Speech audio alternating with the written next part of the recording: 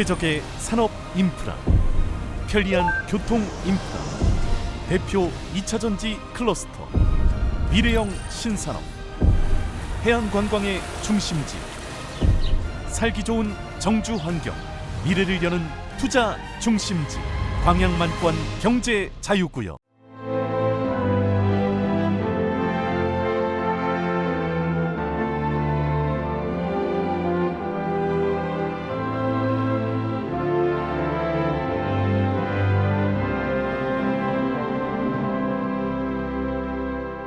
오늘 말씀은 남은 자의 신앙이라고 하는 제목으로 함께 나누도록 하겠습니다.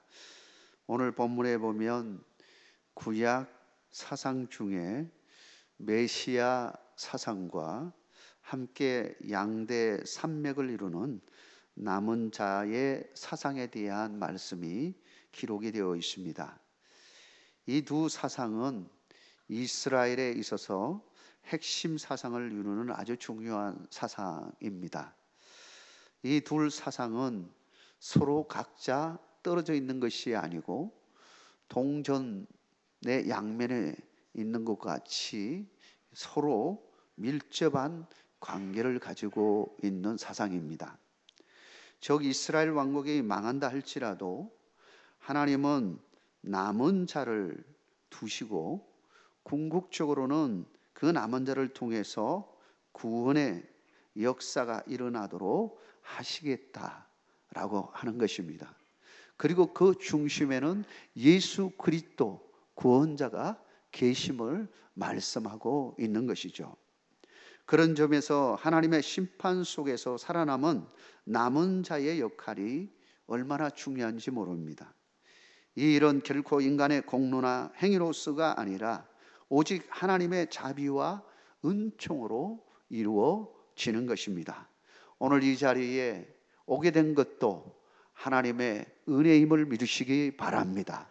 전적으로 하나님의 은혜요, 우리의 공로가 아니라 주님의 거룩한 피의 결과로 우리는 하나님의 자녀가 되었고 오늘 하나님의 백성으로서 예배의 자리에 나오게 되어진 것입니다.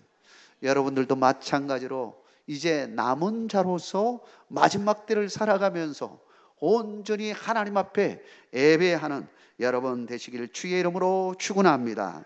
그렇다면 과연 남은 자는 어떤 신앙인을 말하는 것일까요? 첫 번째는 하나님만을 의지하는 자가 남은 자라고 말씀하고 있습니다. 20절 말씀입니다. 우리 20절 말씀을 우리 같이 한번 읽도록 하겠습니다. 그날에 이스라엘의 남은 자와 야곱 족속의 편안한 자들이 다시는 자기를 친 자를 의지하지 아니하고 이스라엘의 거룩하신 이 여호와를 진실하게 의지하리니. 여기서 보면 의지한다는 말이 계속 반복이 되죠.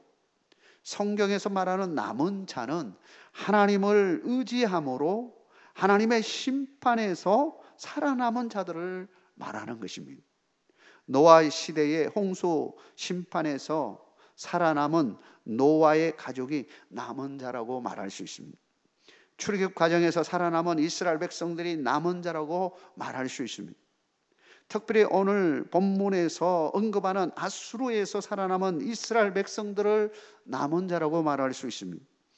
후에 남유다가 바벨론에 의하여 잡혀갔지만 다시 귀환하여 이스라엘 공동체를 다시 세운 남유다 사람들이 남은 자라고 말할 수 있습니다.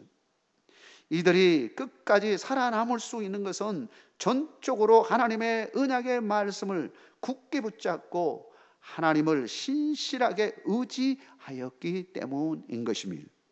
우리가 잘 아는 다니엘, 에스라, 스룹바벨, 에스도, 느헤미야 등 바벨론 포로기에 잡혀갔던 많은 사람들 중에 하나님을 신실하게 믿고 경외하는 그런 신실한 사람들이 바로 남은 자들입니다.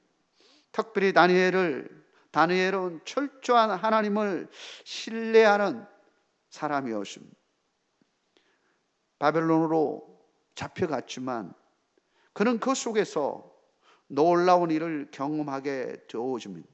그는 바벨론은 물론이요 바사 왕국에서도 최고의 관료로서 하나님의 주권과 세계 경영을 이루시는 하나님을 목도하게 되었고 나타내는 삶의 자리로 나아갔습니다. 사랑하는 성도 여러분, 우리도 다니엘과 같은 믿음 위에 굳게 서기를 주의 이름으로 축복합니다. 다니엘은 믿음을 지키기 위해서는 자신의 명예도 심지어 자신의 목숨까지도 초계같이 내어놓았습니다. 그가 바사 왕국 다리오 왕 시대에 전국 총리 3명 가운데 하나로서 직무를 수행하고 있을 때입니다. 이를 질투한 다른 총리들과 고관들이 그를 넘어뜨리기 위해서 작전을 짰습니다. 다리오 왕에게 찾아가서 왕 외에는 어떤 신에게나 사람에게 무엇을 구하면 사자굴에 집어넣는 법을 만들어서 반포하십시다 라고 한 겁니다. 사실 다니엘은 이 일이 자기에게 향한 것임을 알고 있음에도 불구하고 그는 요동하지 아니하고 하나님을 향한 믿음이 변치 아니하고 그의 명예도 죽음도 초월하는 은혜를 가지고서 나아갑니다. 다니엘 6장 10절에 보면 이렇게 말하고 있습니다. 다니엘이 이 조서에 왕의 도장이 찍힌 것을 알고도 자기 집에 돌아가서는 윗방에 올라가 예루살렘으로 향한 창문을 열고 전에 하던 대로 하루 3번씩 무릎을 꿇고 기도하며 그의 하나님께 감사하였더라. 이 믿음이 어떤 믿음입니까? 일사각오, 죽을 각오로 믿음을 지키는 다니엘의 모습을 보게 되어줍니다. 이러한 믿음이 있었기에 하나님은 다니엘을 통해서 놀라운 기적을 베푸시는 것을 보게 되어줍니다. 사자굴에 던진바 되었으나 손끝 하나 다치지 아니하고 오히려 다니엘을 죽이려고 했던 자들이 오히려 그 굴 속에 들어가서 죽임을 당하는 것을 보게 되어줍니다. 다니엘은 신실한 하나님의 자녀로서 하나님을 의지하는 자가 어떻게 하나님이 보호하시고 지키는지를 다리오 왕뿐만 아니라 모든 민족 백성들에게 친히 보여주는 산표가 된 겁니다. 우리는 유일하신 하나님만이 하나님을 고백하고 유일하신 하나님을 붙들고 신실하신 하나님을 붙들고 능하신 하나님을 붙들고 끝까지 믿음을 지켜내는 여러분의 믿음이 되기를 주의 이름으로 축복합니다. 그렇다면 하나님께서 여러분을 끝까지 지켜내시고 하나님이 여러분을 축복해 주실 줄 믿습니다. 우리 모두가 하나님을 기쁘시게 하는 삶의 자리로 날마다 순간마다 나아가는 우리 모두가 되기를 주의 이름으로 축원합니다. 두 번째, 남은 자는 능하신 하나님께로 돌아온 자들을 말합니다. 21절의 말씀입니다. 우리 21절을 같이 한번 읽도록 하겠습니다. 남은 자, 고 야곱의 남은 자가 능하신 하나님께로 돌아올 것이라. 여기서 돌아온다고 말하고 있습니다. 하나님께로 돌아온다라고 의미하고 있습니다. 이 의미가 무엇일까요? 첫 번째 의미는 실제적으로 아수르 시대 때에 잡혀갔던 사람들 뿐만 아니라 나중에 바벨론으로 포로로 잡혀갔던 많은 사람들이 다시 고국 땅 예루살렘으로 되돌아온다는 물리적 의미가 있습니다. 실제로 잡혀갔던 사람들이 다시 돌아온다. 그런데 이 의미가 확장이 되어주면 두 번째 의미가 되는 거죠. 그 자체가 곧 무엇을 의미하는 겁니까? 장소로 돌아온다? 그게 뭘까요? 하나님께로 돌아온다는 이야기입니다. 이것은 신앙적인 의미이죠. 물리적인 장소적인 의미, 그걸 초월해서 우리는 진짜로 돌아와야 할 것이 뭐냐 하면 신앙적으로 돌아와야 되는 것입니다. 특별히 바벨론 포로기에 에레미야의 예언대로 바벨론 70년이 차면 하나님께서는 다시 이스라엘 백성들을 이제 돌아오게 해 주시겠다고 하는 그 말씀대로 놀라운 일이 일어나게 되었습니다. 바벨론이 바사에 의해서 망하게 되어지고 새로운 왕국이 세워졌는데 바로 바사 페르시아가 세워지게 되었습니다. 페르시아에 의해서 잡혀갔던 남유다들이 다시 돌아오는 역사가 일어나게 되었습니다. 그러나 상당수의 백성들은 70년이라는 세월을 그곳에서 지나면서 그 땅에 눌러 앉아 그곳에 안주하며 살기를 원한 겁니다. 그러면 누가 돌아왔느냐? 오직 하나님을 경외하고 하나님이 계시는 성전을 사모하고 간절히 소망하는 사람들이 귀환하게 된 겁니다. 이 귀환자들의 간절한 기도와 귀환의 기쁨을 잘 보여주는 시편이 있습니다. 시편 126편 1절에서 6절 말씀이 이렇게 되어 있습니다. 여호와께서 시온의 포로를 돌려보내실 때에 우리는 꿈꾸는 것 같았도다. 그때 우리 입에는 웃음이 가득하고 우리의 혀에는 찬양이 찼었도다. 그때 문나라 가운데서 말하기를 여호와께서 그들을 위하여 큰 일을 행하셨다 하였도다. 여호와께서 우리를 위하여 큰 일을 행하셨으니 우리는 기쁘도다. 여호와여 우리의 포로를 남방 시내들 같이 돌려보내소서. 눈물을 흘리며 씨를 뿌리는 자는 기쁨으로 거두리로다. 울며 씨를 뿌리러 나가는 자는 반드시 기쁨으로 그 곡식단을 가지고 돌아오리로다. 귀한 자들이 바벨론에서 얼마나 큰 고통의 나날들을 보냈는지가 이 시편 속에서 잘 나와 있습니다. 그들은 그 고통의 나날들을 보내면서 자기를 돌아보고 회개하는 시간을 가졌던 것입니다. 그리고 그 속에서 한 가닥의 소망의 빛을 보게 된 겁니다.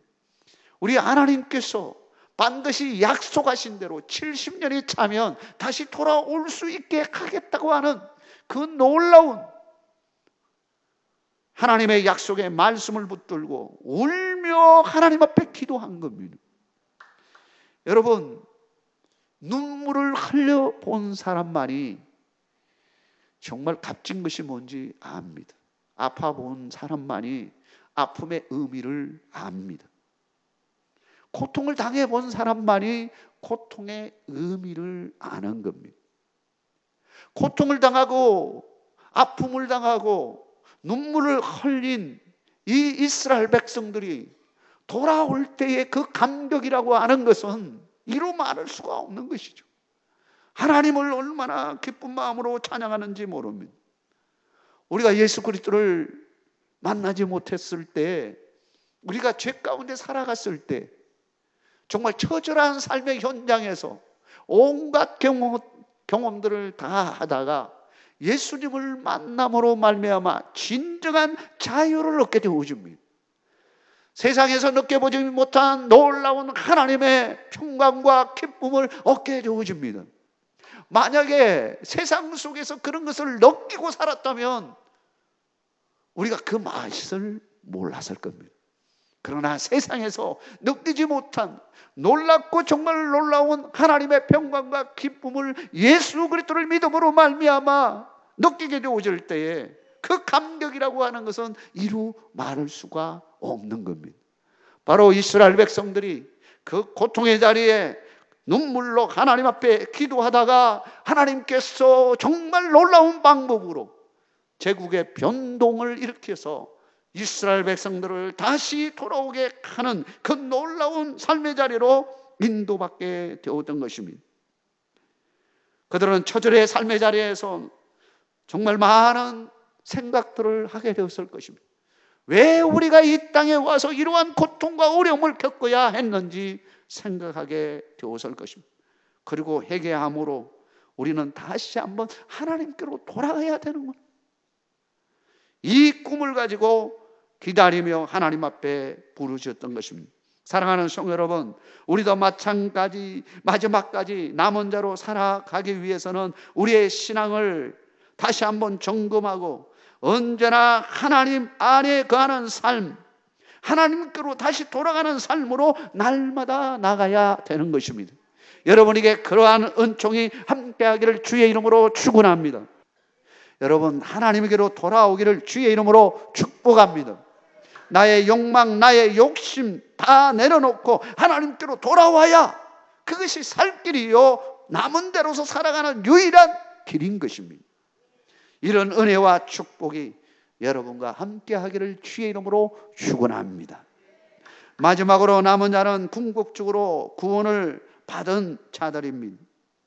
22절과 23절에 의하면 남은 자는 궁극적으로 파멸이 작정된 하나님의 심판에서 벗어난 구원을 받은 사람임을 분명하게 말씀하고 있습니다. 결국 구원을 받지 못한다면 진정한 남은 자가 될 수 없다는 사실을 말하고 있는 것입니다. 성도로서 아무리 이 땅에서 하나님의 축복을 누렸다고 해도 궁극적으로 구원을 받지 못하고 천국에 들어가는 축복을 누리지 못한다면 무슨 소용이 있겠습니까? 우리의 신앙의 참 열매는 구원입니다. 우리의 신앙의 참 열매는 천국에 들어가는 것입니다. 여러분, 우리의 신앙의 참 열매가 이 세상 속에서 복을 누리는 것입니까? 만약에 그것이 초점이 되어진다면 우리는 기독교 신앙, 우리 하나님 안 믿어도 됩니다. 다른 것 믿어도 됩니다. 그 속에서도 축복에 대한 이야기는 너무나 많습니다. 우리는 이 땅에 복을 누리는 이 삶이 초점이 되어지면 안 되는 거죠. 우리의 궁극적인 초점은 구원이고 하나님의 천국에 들어가는 것이 궁극적인 목표인 것입니다. 그러므로 우리는 이 땅에서 땅에 소망을 두고 살게 되어주면 우리는 잘못하면 하나님을 잊어버리고 살아가게 되어지는 것입니다. 안타깝게도 바벨론 포로기에 잡혀갔던 많은 유대인들이 바로 그러한 삶으로 나아가게 되었습니다. 그들에게 이제 집으로 돌아갈 수 있는 예루살렘, 하나님이 계시는 성전에 있는 예루살렘으로 돌아갈 수 있는 기회가 열렸습니다. 그런데 그들은 많은 사람들이 돌아가지 않았습니다. 왜 그랬을까요? 한 70년 정도 바벨론에 살아보니 살만한 겁니다. 그리고 그게 익숙해지기 시작했습니다. 결과적으로 그게 익숙한 삶에 의해서 예루살렘에 돌아가지 못한 그 사람들은 어떻게 되었을까요? 제국의 변동이 다시 일어났습니다. 바사가 무너졌습니다. 페르시아가 무너졌습니다. 헬라가 다시 부상하게 되었습니다. 그리고 로마가 이어집니다. 그런 과정 속에서 흩어지고 흩어져서 급기야는 정체성마저 사라지는 상황에 놓이게 되어진 것입니다. 우리는 다시 한번 기억해야 합니다. 기회가 열려질 때 우리는 행동하는 신앙으로 나가야 하는 것입니다. 하나님의 말씀에 순종해서 반응할 줄 알아야 됩니다. 이 자리에서 떠날 줄 알아야 되는 것입니다. 사랑하는 성도 여러분, 요한복음 5장에 보면 베스데 연못가에 물이 동하기를 간절히 기다리는 38년 된 병자 이야기를 잘 아실 것입니다. 그는 다른 사람보다 물이 동할 때 빨리 들어가지 못함으로 치유를 받지 못한 인생을 사는 자였습니다. 그는 누워있는 채로 계속 살아갈 수밖에 없는 그런 사람이에요. 누군가가 도움이 필요한 자였습니다. 그러니 그 힘 스스로 물이 동에는 그게 들어갈 수가 없었습니다. 그러니 늘 마음속으로 나를 도와주는 사람이 있으면 참 좋겠다라고 하는 그런 마음이 있었겠죠. 나는 피해자다라고 하는 그런 마음도 있었겠죠. 그런데 예수님이 그 자리에 찾아왔습니다.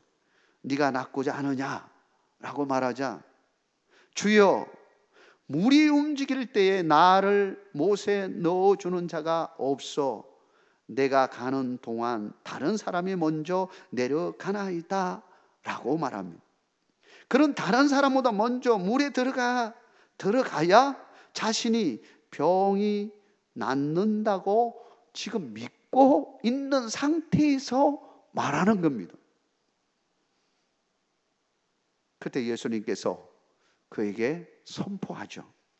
일어나 네 자리를 들고 걸어가라. 일어나 네 자리를 들고 걸어가라 라고 선포하게 되었습니다.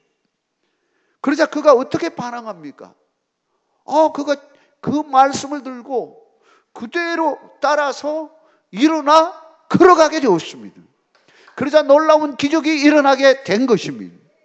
만약에 그의 생각 속에서 부정적인 생각으로 그냥 그를 도와주는 존재 정도로 생각했다면 그에게는 아무런 일이 일어나지 않았을 것입니다. 순종하지도 않을 것입니다. 그러나 그는 예수님의 말에 순종했습니다. 그분이 나를 치유해 주실 것이라고 하는 믿음이 없다면 그는 그렇게 하지 않았을 것입니다. 사랑하는 성도 여러분, 우리가 믿음을 가진다면 우리가 가지고 있는 자리에 그 모든 것을 다 털어버리고 일어나서 걸어갈 수 있어야 되는 것입니다. 여러분, 하나님을 믿습니까? 여러분, 하나님을 믿습니까? 어떤 하나님을 믿습니까? 능하신 하나님으로 믿습니까? 모든 문제를 해결할 수 있는 하나님을 믿으십니까? 우리의 고민도 치료해 주시고 낫게 해 주시고 풀어 주시고 해결해 주실 하나님으로 믿고 계십니까? 그분이 걸어가라 라고 한다면 여러분 걸어가시겠습니까? 내 생각 오랫동안 70년이라고 하는 세월 동안 묻혀서 굳어버린 그 습관에 의하여 하나님께서 다시 돌아오라고 하는 그 음성에도 무반응하고 그냥 거기가 좋사오니 하고 거기에 그냥 눌러 앉아서 사는 것이 아니라 정말 하나님이 계시는 그 성전을 소망하고, 그게 무엇입니까? 하나님을 소망하는 거죠. 하나님만이 나를 구원해 주시고 영원한 진리가로 인도해 주시고 우리를 인도해 주실 하나님은 전적으로 하나님 외에는 없음을 믿고서 그 모든 것들을 다 내려놓고 예루살렘으로 출발했던 그들을 기억해 보시기 바랍니다. 우리도 그런 믿음으로 나가야 하는 것입니다. 여러분, 세상의 영화를 위하여, 세상의 것을 위하여 살면 이와 같이 되어지는 것입니다. 항상 하나님께로 돌아와서 하나님이 원하는 믿음의 삶을 살기를 주의 이름으로 축복합니다. 이런 자가 궁극적으로 남은 자요, 천국에 가는 소망에 참여할 자입니다. 우리 모두가 그런 믿음으로 살아가시기를 주의 이름으로 축원합니다.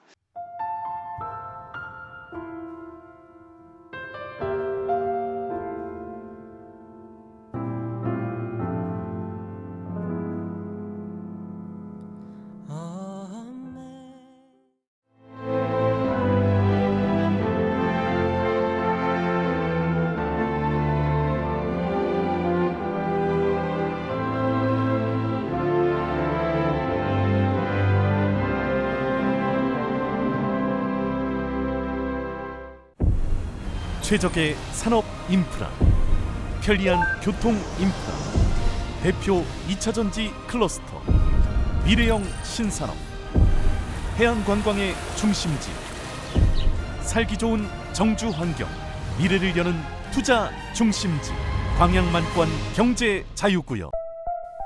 섬과 바다가 어우러져 미래를 만드는 도시 여수에서 2026 여수세계 섬박람회가 열립니다. 여수시 돌산읍 진모지구와 개도, 금오도 일원에서 9월 5일부터 2달간 진행되는 이번 행사에 앞서 세계적인 소프라노 조수미 국제무대 데뷔 40주년 공연이 여수엑스포 컨벤션 센터에서 함께 열려 의미를 더합니다. 섬과 바다, 인간이 어울려 여수에서 세계로 나아가는 이번 2026 여수세계 선박람회 여러분을 초대합니다.